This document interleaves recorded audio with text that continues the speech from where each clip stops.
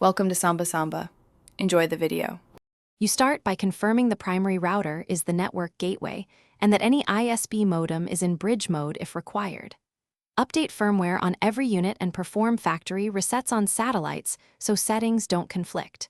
Once powered, place satellites close to the main router or connect them by Ethernet for initial pairing.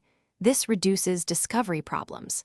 Now power cycle the main router, wait for stable LEDs, and open its mesh setup interface so you can begin adding nodes. You now add satellites using the router's web interface or mobile app and follow each device's join procedure step by step.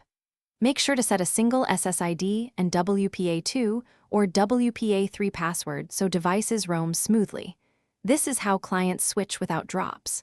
If available, enable Ethernet backhaul or a dedicated 5 GHz backhaul band to isolate node traffic from client traffic. Finally, assign static IPs or reserved DHCP entries for nodes to avoid address conflicts, and you finish by walking the coverage area and running speed and latency tests to confirm steady throughput and seamless roaming. Make sure signal overlap exists between adjacent nodes without causing too much co-channel interference.